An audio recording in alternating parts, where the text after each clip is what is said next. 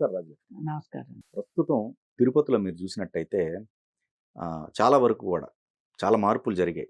భక్తుల విషయంలో కావచ్చు, ఇంతకు ముందు తీసుకున్న వాటికి ఇప్పటికి మీరు కంపారిజన్ చేసినప్పుడు ఎలా అనిపిస్తుంది? ఎలాంటి మార్పులు మీరు గమనించారు? ఫస్ట్ మార్పు వెంటనేనండి శుభవార్త అని మనం చూసాం.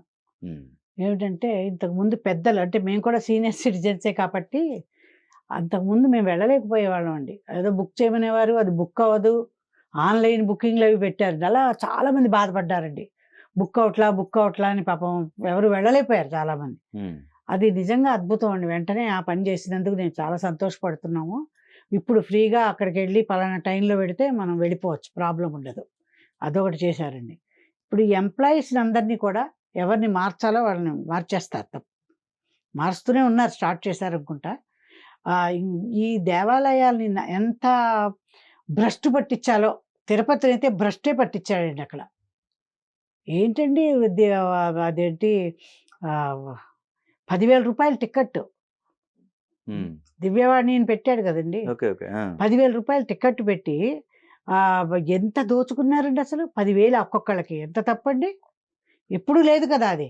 అందులో సంపాదిద్దాం, అది కూడా ఒక బిజినెస్ పరంగానే చూశాడు ఆయన. అంటే హిందువుల మనోభావాలు ఆయనకు తెలవట్ల. మనం ఎంత బాధపడతామో ఇలా చేశాడేంటని. ఒక్కటి సవ్యంగా చేయలేదండి. ప్రతి వాళ్ళు బాధపడ్డారండి అక్కడ. కొండ మీద అయితే ఏది సవ్యంగా చేయలేదు. ఇష్టం వచ్చినట్టు ఆన్లైన్లలో టిక్కెట్లు అమ్మడము, సైడ్లో అమ్మడమును. మెయిన్గా మీకు చెప్పా కదా, ఆవిడ రోజా గారు లాస్ట్ వీడియోలో చెప్పా మీతోటి. ఆ మహాతల్లి వెళ్ళి అందరినీ తీసుకుపోవడం, ఇంకా ఆ అడ్డు అదుపు లేకుండా జరిగాయండి అక్కడ. దర్శనాలు చేయించడం, డైరెక్ట్ డబ్బులు తీసుకోవడం, ప్రతి మినిస్టర్స్ని అందరినీ పంపడం, ఇష్టం వచ్చినట్టు ఎవరిని పడితే వాళ్ళని. ఇవన్నీ చేసి చాలా కలెక్షన్స్ చేసి మొత్తం చంద్రబాబు నాయుడు గారిని పింక్ డైమండ్ అని చెప్పి ఆయన్ని దొబ్బేశారని చెప్పి ఎంత అరాచకం అండి ఇవన్నీ.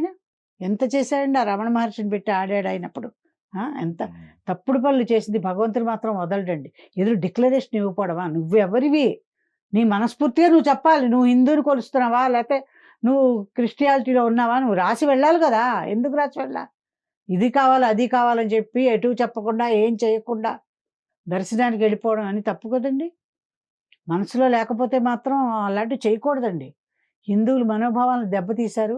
ఎంతోమంది పండితులు అందరూ కూడా దీని మీద, చాలామంది సాధువులు కానీ అందరూ మాట్లాడారండి. పీఠాధిపతులు అందరూ కూడా చాలా బాధపడ్డారు. అందరూ కూడా చెప్పారు. అరాచకాలంటే అరాచకాలండి. కొండ మీద అయితేను అన్నీ అమ్మడమే, అన్ని ఎక్కువ ధరలు పెట్టి అమ్మించడం, టిక్కెట్లు అమ్మడం, ఇష్టం వచ్చిన టిక్కెట్లు అమ్మడం. దాంట్లో చాలా వచ్చేసిందండి. తర్వాత విగ్రహాలు మొత్తం గుళ్ళని తీసుకుంటే మనం ఎన్ని గుళ్ళు ఇదయ్యాయండి. మొన్న కూడా అందరూ మాట్లాడుతూ ఉన్నారు చూడండి. కాకినాడలో కిందేసి బూటుగాలతో తొక్కిన వాళ్ళు. ఈరోజు అతన్ని ఒక బ్రాహ్మణ్ణి పట్టుకుని చెప్పుతో కొట్టించండి. ఎంత తప్పుడు పనులండి. ఇలా ఇలా అంతా చేసే గవర్నమెంట్ పడిపోయింది అతనికి. విగ్రహాలు పగల కొట్టించేసాడు అంతా. నువ్వు చూసి చెప్పవా విగ్రహాలు పాల్గొని? నీకేం తెలియనట్టు నవ్వు ఏంటండి? మేమేం చేయలేదని ఆ నవ్వు. అతనిలాగే ఇప్పుడు అందరూ వీళ్ళు వచ్చి ఎంత మిమిక్రీ చేస్తున్నారని అందరూ. అవమానంగా అనిపించట్లేదా మీకు? ఎంత తప్పండి. మొత్తం మీరు నమ్మరు. దేవాలయాలన్నీ కూడా ఇప్పుడు పునరుద్ధీకరించాలండి. మళ్ళీ అవన్నీ సరిచేసి చేస్తారు ఆయన. చంద్రబాబు నాయుడు గారు అన్నీ చేసి సరైన వాళ్ళని అక్కడ పెట్టి ఆ ఉద్యోగాల్లో పెట్టి వచ్చే భక్తులకి చాలా సులువుగా వాళ్ళు దర్శించుకునేటట్టు, బాధలు పడకుండా ఉండేటట్టు అక్కడ ఫుడ్ కూడా మంచిగా వెంగమాంబలో మంచిగా భోజనం అవి పెట్టించడం అన్నీ. వాటిల్లో కూడా ఏవో అవకతవకలు జరిగాయన్నారు. అవంతా మంచిగా పెట్టించేటట్టు, పైకి దర్శనానికి ఎలా వెళ్ళాలి, రూమ్స్ ఎలా కేటాయించాలి, అవన్నీ ఇంతకుముందు ఆయన బాగానే చేశారండి. 19కి ముందర 14లో వచ్చినప్పుడు బాగా జరిపించారు. అందరు కూడా సుఖ సంతోషాలతో ఉన్నారు కొండ మీద అంతానండి. ఎటువంటి అరాచక శక్తులు లేవు. బట్ ఒక్కటండి, ఇన్ని చేసిన జగన్కి ఏమనిపించకపోవచ్చు. ఎందుకంటే ఏదో ఒక ఆట కింద అనిపిస్తాయి వాళ్ళకి. ఎవరి మతం వాళ్ళకి మనం ఏమో అనం, కానీ వాళ్ళ మతాల్లో వాళ్ళు గౌరవించుకోవాలి. దీని మీదకి వచ్చి నువ్వు ఆట చేసావనుకోండి, అక్కడ కొండ మీద స్వామి ఊరుకోరు. కలియుగ దేవుడు అండి ఆయన వెంకటేశ్వర స్వామి. ఎవరు టచ్ చేసి ఏదైనా చేస్తామన్నా కూడా వెంటనే ఫటాస్ ఏ విధంగా పోతారో మనం చెప్పలేం. పక్కన ఇంకోటి పట్టుకొచ్చి కడతామని ఎవరో అన్నారు. ఏమైంది చెప్పండి? ఆయన లెక్క వెంటనే చేస్తాడు, చెల్లించేసుకుంటాడు ఆయన మొక్కులు. అందుకే కదండి కుబేరుడికి ఆయన ఎందుకు తీరుస్తున్నాడండి అప్పు. అందులోంచి అన్ని డబ్బులు తీసేసి వేరే చోటకు మరలించేస్తే శ్రీనివాసుడు వెయిట్ చేస్తున్నాడు అంతకంటే వెళ్ళండి వెంకటేశ్వర. ఇప్పుడు అన్నీ జరిగిపోయాయి కదా. ఓకే. ఏడుకొండల వాడికి ఆయన మొక్కు తీర్చకుండా పెడితే ఎన్నో అరాచకాలు జరిగేవి. అంత భయపడుతూ భక్తులు మన వాళ్ళు అంత నమ్మకంతో మొక్కుంది మొక్కుంది అని తలనీలాలు ఇవ్వడం కానీ, ఆ ఉండిలో డబ్బులేయడం కానీ ఎందుకండి? ఆయన అంటారు కదా పద్మావతిని పెళ్లి చేసుకున్నప్పుడు ఆ అమౌంట్ అంతా కుబేరుడి దగ్గర అప్పు తీసుకొచ్చాడు ఆయన. అవును. అది ఆయన ఇవ్వాలి. ఆయన వీళ్ళని ఎలా వదిలిపెడతాడండి ఇలా చేస్తూ ఉంటే? అందుకని ఇప్పటికే అరాచకం అయ్యి ఈడ్చి పడేశాడు అవతల. ఇక నయం ఏమీ రాకుండా నువ్వు తప్పుకోరా బాబు, నువ్వు ఉంటే గుడిలో లింగాన్ని కూడా మింగేస్తావు, ఇంకా నా సీట్లో కూడా వచ్చి కూర్చుని పోతావేమో నేనే దేవుడిని అని వెంకటేశ్వర స్వామి అనుకున్నాడేమో. కానీ ఆ విధంగా ఈయన ఓడిపోయాడండి. అది ఓకే. అట్టర్ ఫ్లాప్ చేశాడు. నాన్ వెజ్ చేసేటండి అక్కడ. తాగుళ్ళు గుట్కాలు ఓకే. పైన ఒకటి కాదుటండి, దోపిడీలు బూతులు పైనగా. ఏమండి అంతకుముందు ఎవరైనా వాళ్ళ బూతులు మాట్లాడారండి అసలు కొండ మీద? అక్కడ ఇంటర్వ్యూలా?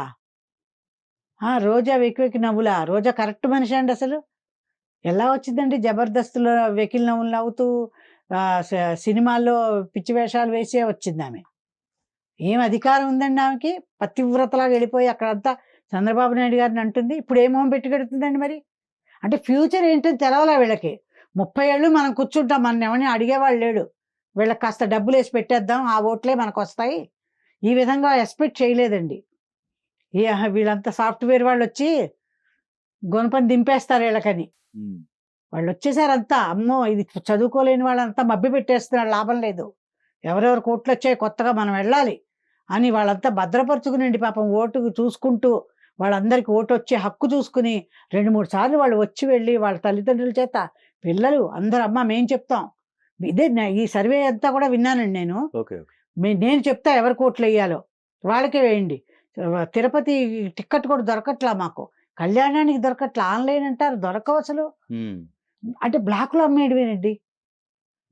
ఎవరి అండ చూసుకుని ఆ ధర్మారెడ్డి మొత్తం ఎలా చేశాడు చూడండి అసలు. ఏదైనా ఉందా? అంత అన్యాయం అండి. అందరు చంద్రబాబు నాయుడు గారు ఎవరిని పెట్టాలో అక్కడ వాళ్ళని పెట్టాలండి, కరెక్ట్ వాళ్ళని పెడితేనే అవన్నీ. ఇప్పుడు పెట్టి అపాయింట్మెంట్ అయిపోయింది అనుకోండి బానే. ఓవరాల్ గా దేవుడి సొమ్ముని కూడా వీళ్ళు లూటీ చేశారంట. అయిపోయిందండి. చాలా అదే ఎవరో అంటున్నారు, వాళ్ళు జోకులు వేస్తున్నారు సార్. ఇంకొన్ని నాడు పోతే గిల్ట్ నగలు అవన్నీ తీసేసుకున్న నగలన్నీ కూడా గిల్ట్ నగలు చేయించి సేమ్ పెట్టేస్తారు రేపు, అలా తయారైపోతుంది కొండ. ఇప్పుడు చంద్రబాబు నాయుడు రాకపోతే అదే జరిగేదన్నారు. భగవంతుడు కొండ మీద కడుతుంటే భక్తుడిగా గోవిందా గోవిందా అని అడుగుతారు, దాన్ని కూడా ఏళన చేసి గోవిందా గోవిందా గోవిందా అయిపోయావు కదా. ఆయన ఏళన చేశాడు కదండి, చంద్రబాబు నాయుడు గారు ఏళన చేసినట్టే కదా దాని మీద సిద్ధానికి వెళ్ళినప్పుడు. గోవిందా గోవిందా ఇలా అంతా చేశాడు, అందరు వీడియోలు చూశారు. తప్పు కదా, నువ్వు గోవిందా అయిపోతావని. సో ఇవన్నీ కూడా భగవంతుడు చూస్తాడు, తప్పకుండా ఎవరికి ఎంత ఇవ్వాలో అంతే ఇస్తాడండి ఆయన కదా. మీకు ఎంత ఇవ్వాలో అంతే ఇస్తాడు, నాకు ఎంత ఇవ్వాలో ఇస్తాడు. నాకు ఎక్కువ కావాలి, నేను పోగే చేసుకోవాలి, మొత్తం దోచేసుకోవాలి, అన్ని చోట్ల నుంచి వచ్చేయాలంటే ఎలా వస్తాయండి? నామాన్ని చెడగొట్టి నువ్వు చేస్తే అధపాతాళానికి వెళ్ళిపోతాం. ఇప్పుడైనా కళ్ళు తెరిచి ఏం చేద్దాం, తనతో ఉన్న వాళ్ళందరి మాటలు నమ్మకుండా జగన్మోహన్ రెడ్డి గారు మీరు మంచి పని చేస్తే అందరూ సంతోషిస్తాం. ఎందుకంటే అందరూ రావాలి మాకు. పవన్ కళ్యాణ్ కాదు, చంద్రబాబు నాయుడు కాదు, మీరు కాదు, మీ నాన్నగారిని మేము ఎప్పుడూ ఏమనలేదు, ఆయన హోందాతనంగానే వెళ్ళేవారు, మేము కలిసేవాళ్ళం. బట్ మీరు నేర్చుకోండి, ఇంకా మీరు బిజినెస్ మ్యాన్గా మాత్రం ఉండద్దు, మీరు వ్యాపారవేత్త కాదు, ప్రజల్లోకి వెళ్ళాలి, ఒక ప్రజా ప్రతినిధిగా ఉండాలి, ఒక ముఖ్యమంత్రిగా నేను ఈ స్థానంలో నాకు నచ్చింది కూర్చోవాలంటే చాలా చాలా చాలా శ్రమించాలి, కష్టపడాలి, ప్రజల మన్నలను అందుకోవాలండి. ఉత్తి మనం డబ్బులు ఇచ్చేసి వాళ్ళని కొనుక్కోలేరు, వాళ్ళందరినీ ఆప్యాయతతో చూడాలి, ఆప్యాయతగా చూస్తున్నాడన్న భావన రావాలి, దానికి తగ్గట్టు నడుచుకోవాలి, దానికి తగ్గట్టు పనులు చేయాలి. ఆ పని చేస్తున్నాను కదా ఇంకో నేసేద్దాం వేపించేద్దాం అని మాత్రం అనుకోకూడదండి. మీ బాబాయ్ అవనండి, మీ చెల్లెళ్ళు అవనండి, సునీత అవనండి, శైలజ అవనండి, కన్న తల్లి అవనండి, కన్న తల్లి ఇలా చెయ్యలే. ఇవాళ ఆవిడది కూడా మాటలు వచ్చాయి పాపం, జగన్మోహన్ రెడ్డి చేయలేకపోయాడు, ఎవరు వేయలేదు ఓట్లు, ఏం చేయలేకపోయాడు అని సంగతి తల్లి చెప్పిందంటే ఇంకేంటి చెప్పండి అసలు.